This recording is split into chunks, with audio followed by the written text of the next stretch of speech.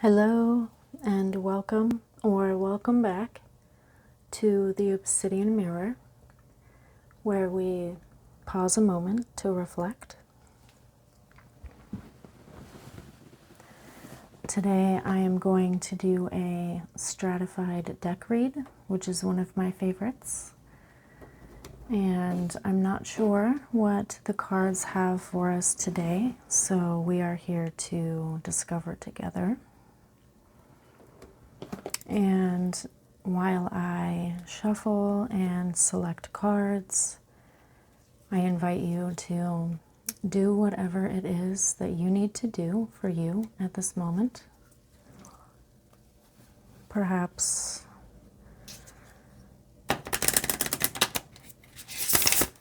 now would be a good time for a body scan or a check-in of some kind.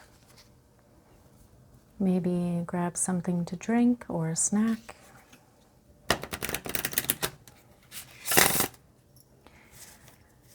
There could very well be something else that your body is calling for,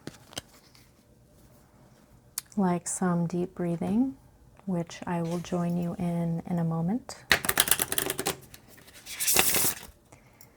Maybe run around the couch a few times. Do some vocal exercises. Wiggle your ears, your fingers, your toes.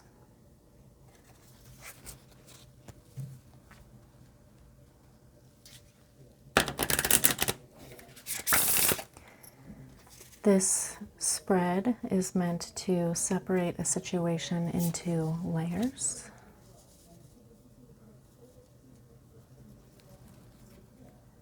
Which is why I have separated the deck into layers. First, we have the major arcana. And now I'm going to get a card from the minor arcana. And following from the same deck will be a court card, also known as a face card.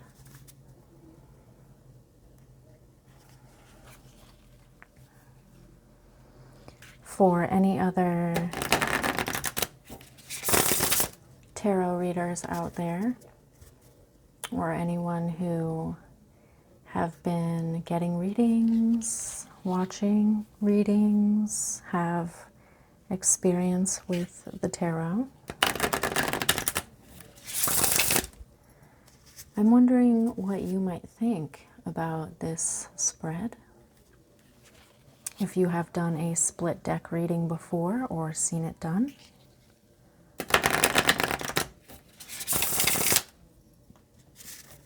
And if there's anything you're willing to tell me about that experience in the comments. Do you like, dislike?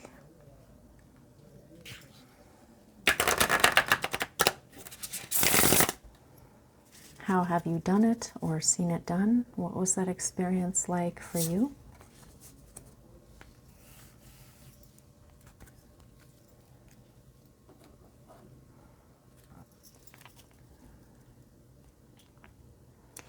For those of you who don't know, I am digesting, and that's what that noise was.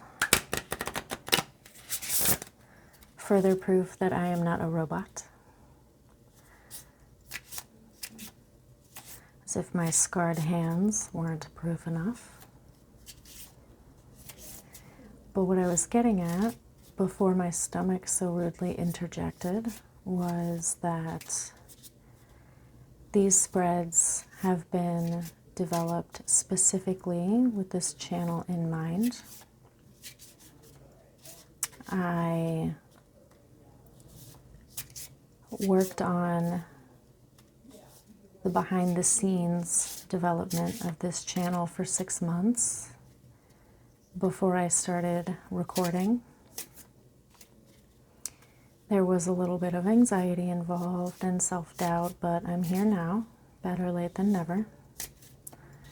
But in any case, the 4 spreads on this channel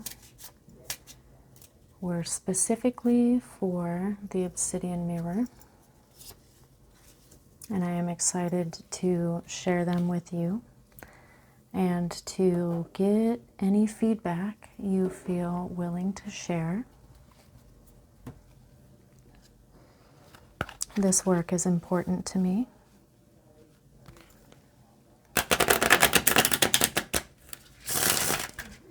So I am grateful that we get to spend time together and that I get to share this with you.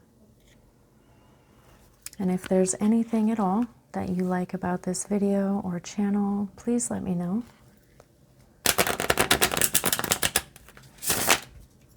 By liking, commenting, subscribing, sharing, or just coming back again. Whatever you feel called to do.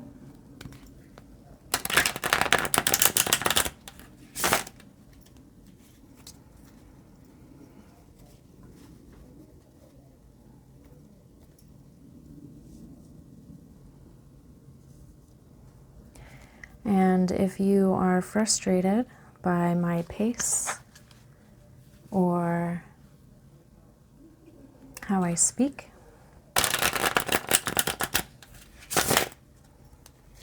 I have many reasons for why I do this the way that I do, and you are welcome to ask.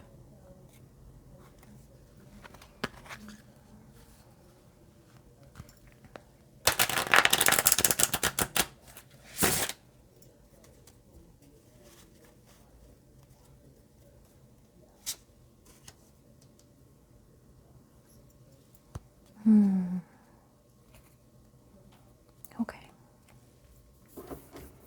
Before I get into the interpretation part of the video, I invite you to take a few deep breaths with me,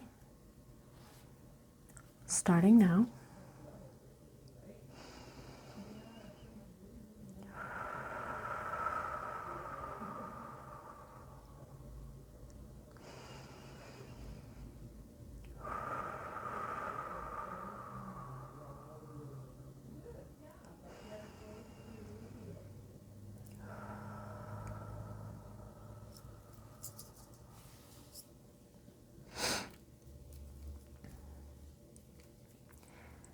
For the pattern and or force, we have the Judgment card.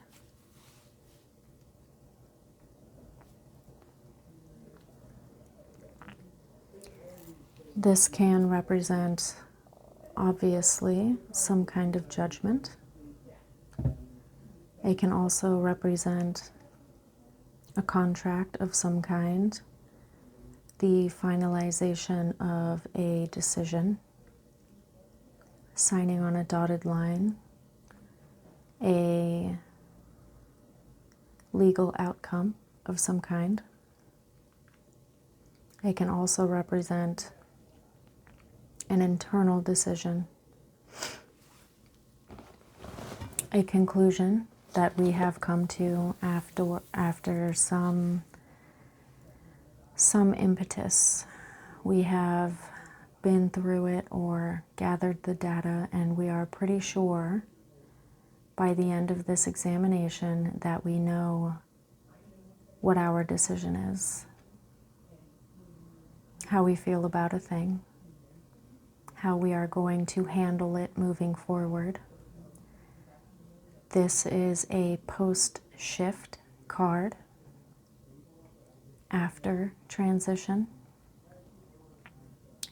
It makes me think of something that is set in stone. And I want to hone in on the word judgment because I feel like it can carry a negative connotation. And I want to bring awareness to the idea that there can be positive judgments as well, such as seeing someone in in a public place and you see how they have put themselves together and you think, I like their style. Or maybe you're someone who has been collecting art supplies for a long time and has made the decision to become creative again, to get out of the gathering phase and into the creation phase of something.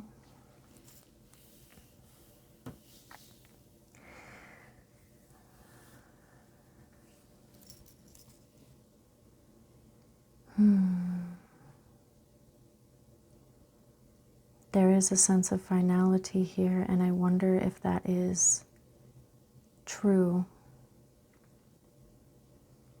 or if there is something that could be readjusted or recalibrated based off of new data.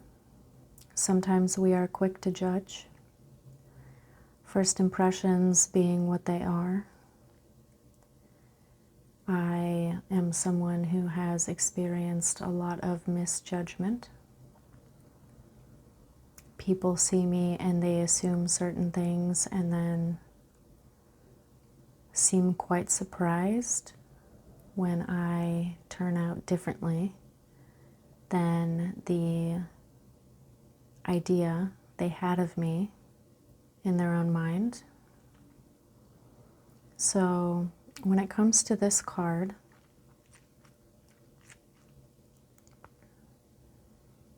I wonder if we are allowing ourselves to adjust our perspective based on new data, or if there is something that we are set in our ways about.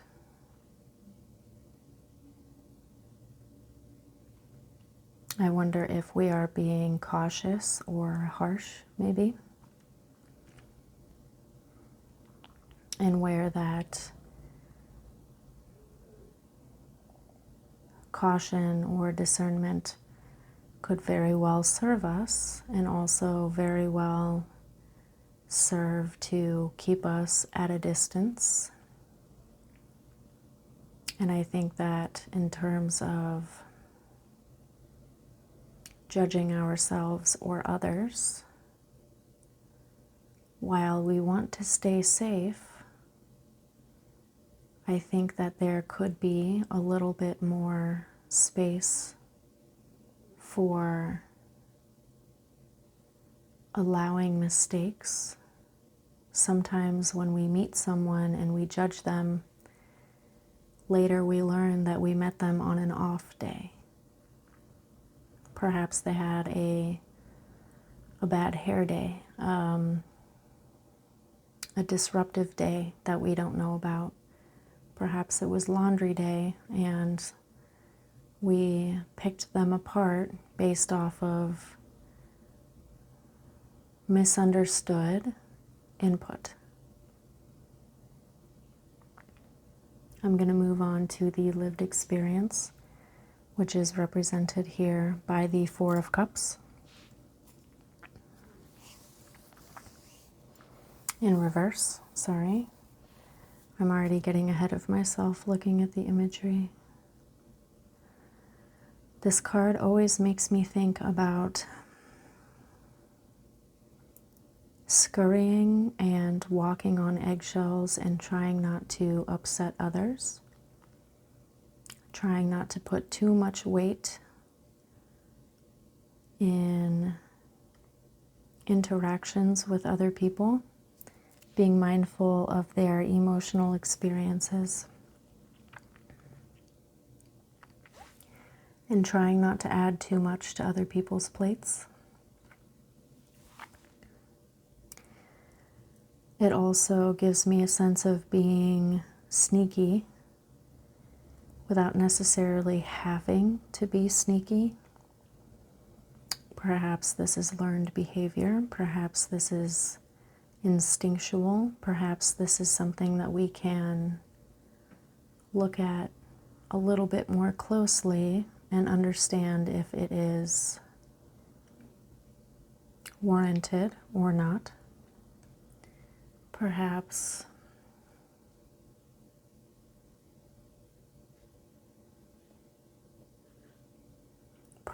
we can find a place in our lives where we don't feel the need to operate on such a careful level. And I'm not saying that as a way to ignore other people's feelings or to block out certain aspects of our reality. I am saying that there may be a way to find a pocket, a little pocket in the world, maybe of time, maybe of space, where we can just allow ourselves to be as we are. In the reverse, this gives me the sense of coming out of such careful behavior, perhaps realizing that we have stayed small when we didn't need to, that we are allowed to and maybe even want to take up a little bit more space, that we don't have to walk nearly as carefully or speak nearly as carefully as we have been. Maybe we are finding our way in the world towards environments and or people who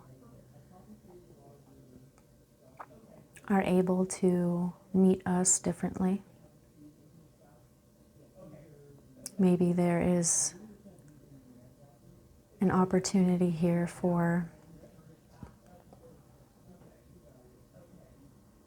being with or around people or environments that requires less emotional translation. Maybe people who have a similar level or language for emotional intelligence that we don't have to code switch for. Like we can speak our own language and be understood and accepted and allowed to be who we are. For the identity and or response, we have the Daughter of Wands. This gives me passion, fire, action, momentum, perhaps a little bit of directionlessness, a genuine willingness to try and try and try again, to learn and refine and determine, to learn how to make choices that fit better, the ability to shed things that keep us feeling claustrophobic or trapped or like we have to stay small so that we can breathe. I love snakes because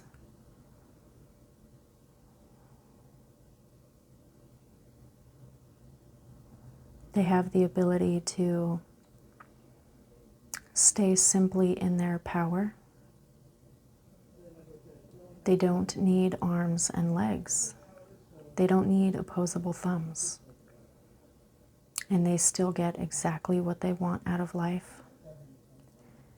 They are able to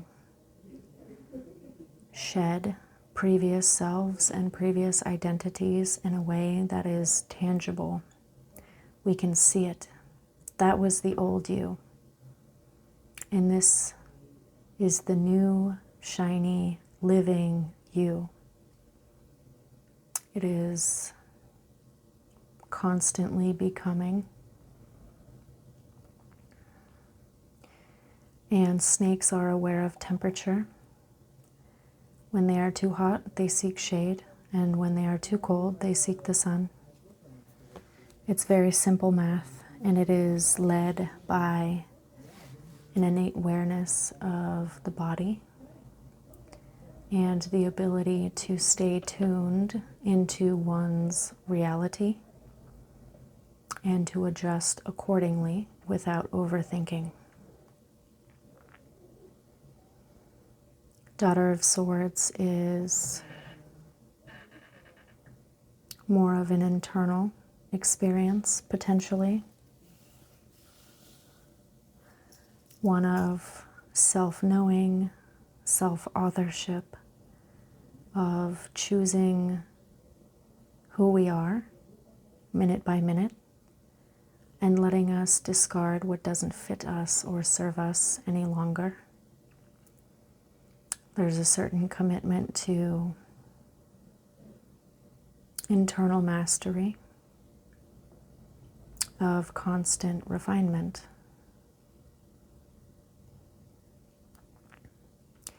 And with the wands, it gives me a sense of excitement and upward movement and perhaps a little bit of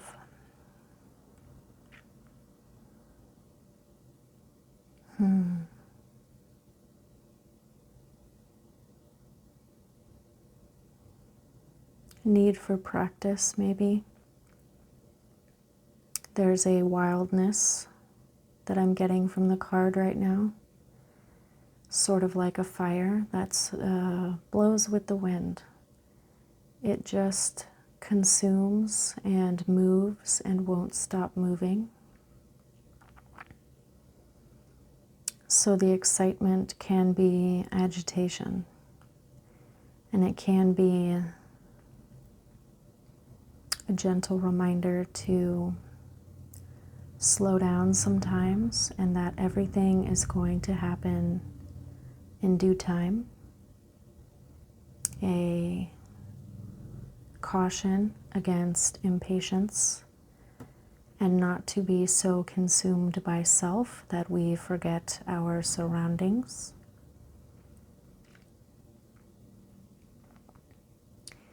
In terms of the shadow side of this reading, we have the Eight of Wands, or slander.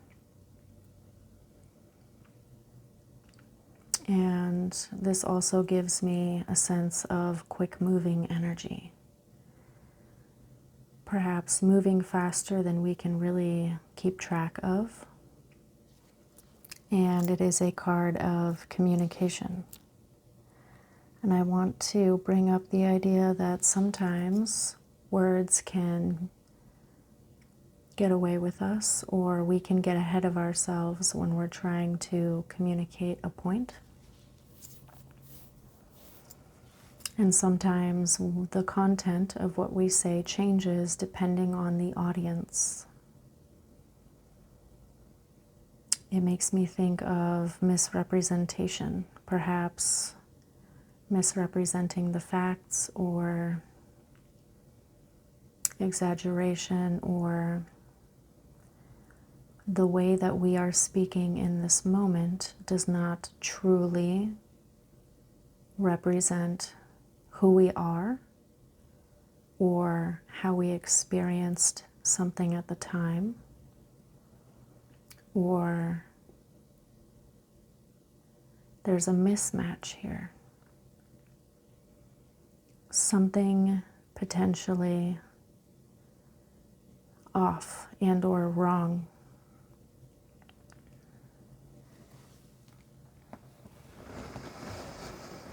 And I know that slander can be quite harmful. It can be inflammatory. It can be destructive. It can also be quite creative, although not necessarily to positive ends. In this image, we see a face made of hands, and it seems ghostly. And there is the suggestion of flame. It makes me think of verbal sleight of hand, of not getting the anatomy or the bones of something quite right, of misrepresenting the skeleton of an idea, and how things can quite literally get out of hand.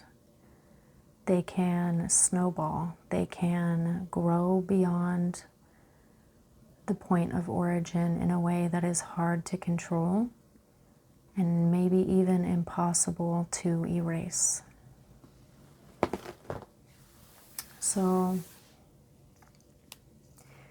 this card at this time reminds me to be careful who I speak to and how I speak, and to be mindful of how other people are communicating, and that what might seem like an opportunity to connect may not necessarily be the opportunity that I want to take, and that's okay. I don't have to participate in gossip or slander or reputational sabotage. It is okay for me to not add to the fire. It is okay for me to decline that conversation or walk away. It is also okay for me to keep in mind that maybe certain situations and or people and or ways of speaking are just not for me. And I don't have to accept every invitation to communicate that is sent my way. It is okay to say no, whether, sorry for the noise. I hope that you are not distracted by it. I am distracted by it, but that's okay. I'm trying to remember where that train was going in my mind. Oh, it is okay to say no. I can do that verbally or with body language. I can literally turn and walk away if I need to, and I'm able.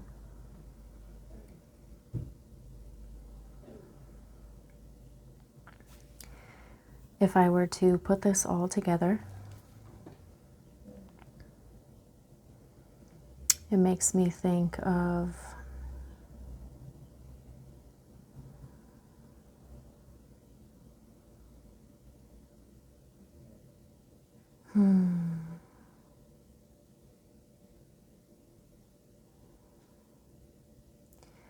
it reminds me to be careful of my judgments,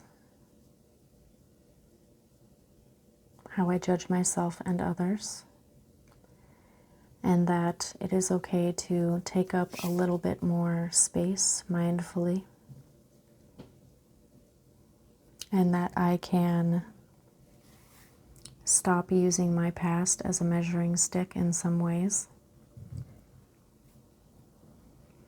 I think that I am allowed to be enthusiastic about whatever growth is happening within me, and that not everyone deserves or can understand that, and to be careful about the communication channels in my life.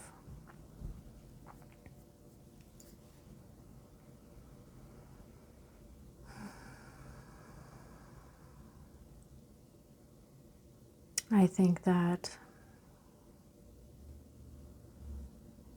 it is valuable to protect some aspects of ourselves as we are becoming. Some more fragile things, some things that take a little bit more time for deeper understanding, and that we don't have to tell everyone, and that maybe we shouldn't.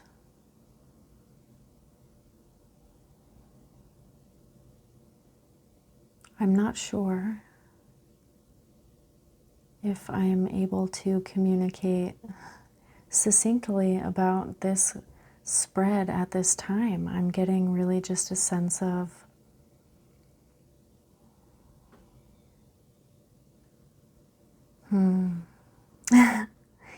my words are failing me now. It's okay. It's okay.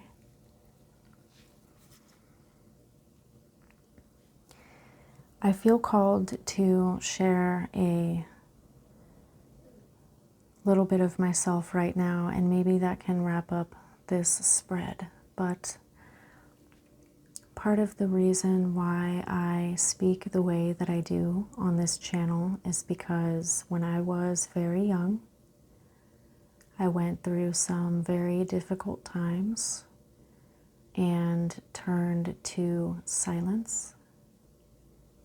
I became willfully mute for a long time and refused to speak. And when I had no choice but to learn how to communicate again, I had a lot of trouble with a stutter. I had a stutter. I mumbled a lot, and my volume modulation was poor. So I had to go to speech therapy and learn how to slow down so that I could be understood properly by those around me. And that was over 20 years ago. That was a long time ago, depending on who you ask. That might be a matter of subjective opinion. Anyway, I find that the lessons that I learned in those speech therapy classes haunt me to this day. And I don't mean haunting in a bad way. I'm grateful that I remember the lessons so that I get to practice them. But I have had challenges with speech and communication for most of my life. And I pay very close attention to how people speak around me. I may not have ultimate control over my tone and word choice, and so it is a matter of constant refinement for me. Practice, practice, practice, right?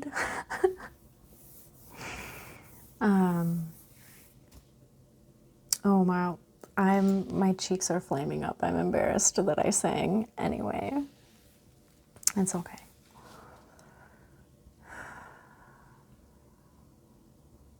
And I think that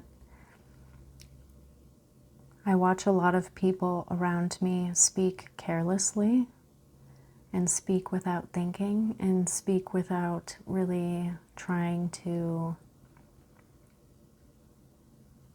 use foresight when it comes to reach and consequences. And I've seen people ruined by words. I've seen them inflamed by words, you know? And I think that communication is so important, and there's a lot more weight to words than we can really remember sometimes when we're using them. And I think that in terms of caution and internal awareness or identity, it can be very hard to communicate how we feel and our sense of self in a way that can be understood. Whether that be word choice, tone choice, or audience.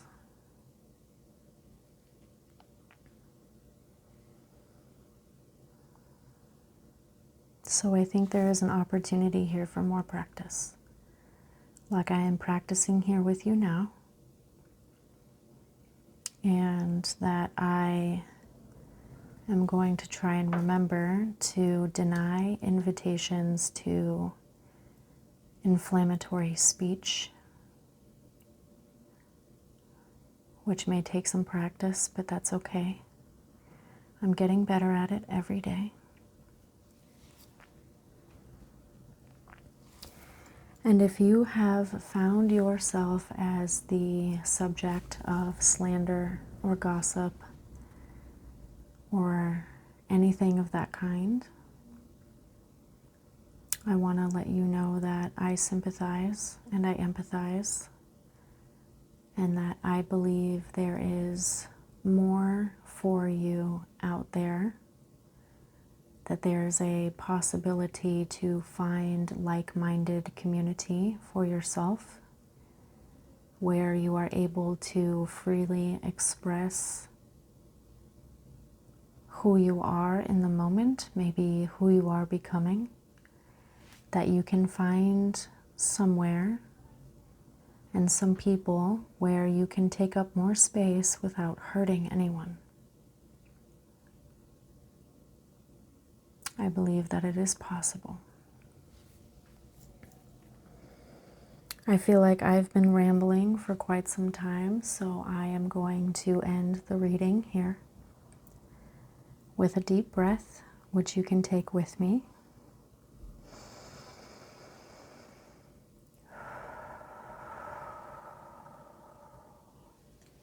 And maybe I'll see you again on the Obsidian Mirror.